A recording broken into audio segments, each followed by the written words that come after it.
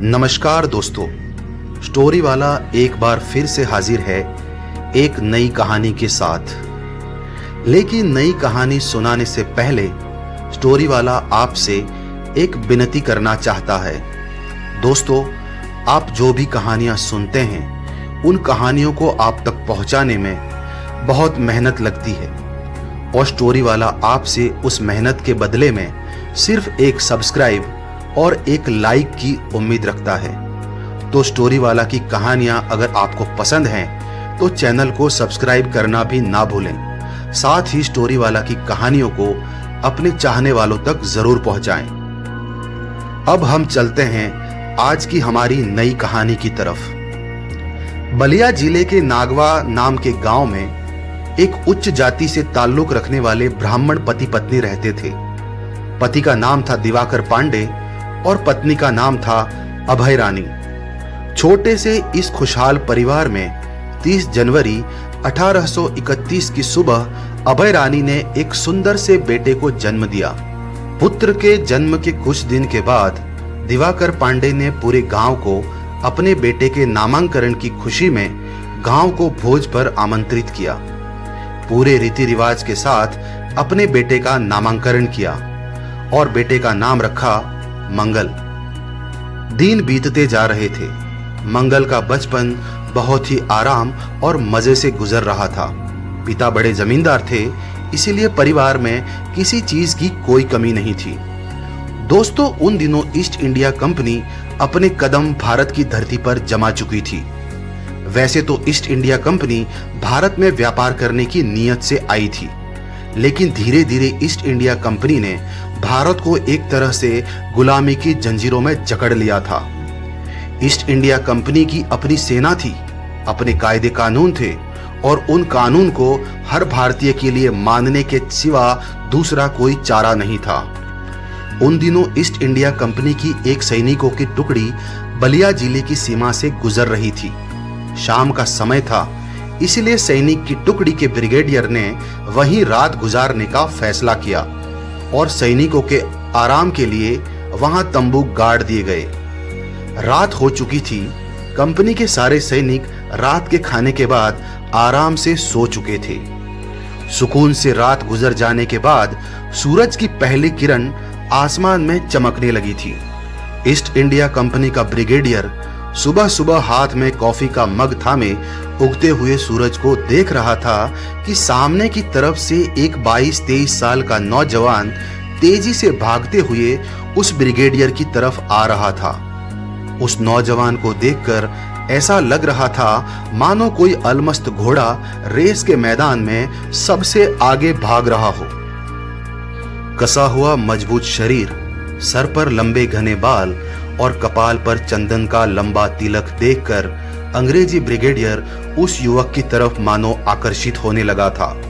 Brigadier ने उस भागते हुए युवक को रोकते हुए ऊंची आवाज में कहा, ओ लड़के सुनो।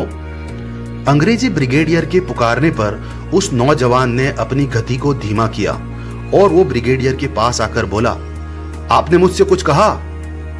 नौजवान की बात सुनकर ब्रिगेडियर को और भी आश्चर्य हुआ, क्योंकि सुबह सुबह बहुत ज्यादा भागने की वजह से उस नौजवान का पूरा शरीर पसीने से भीग तो चुका था, लेकिन ना तो उस नौजवान के चेहरे पर थकान थी, ना ही उसकी सांसें फूली हुई थी। ये देखकर कंपनी का ब्रिगेडियर बोला, तुम्हारा नाम क्या है नौजवान?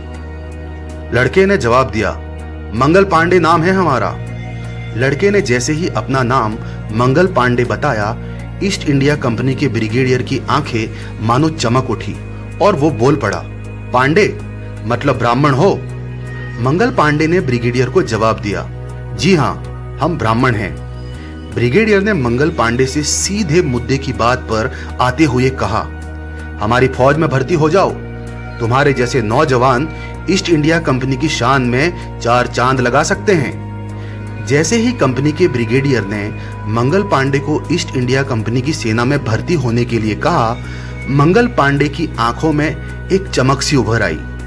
मंगल पांडे ने बिना एक भी पल गंवाए ब्रिगेडियर का सेना में भर्ती होने का न्योता स्वीकार कर लिया।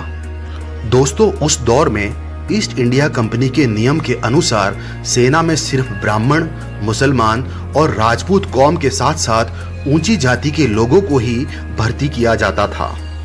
ब्रिगेडियर ने खुद सामने से चलकर मंगल पांडे को ईस्ट इंडिया कंपनी में भर्ती होने के लिए न्योता दिया था, इसीलिए ना करने का तो सवाल ही नहीं था।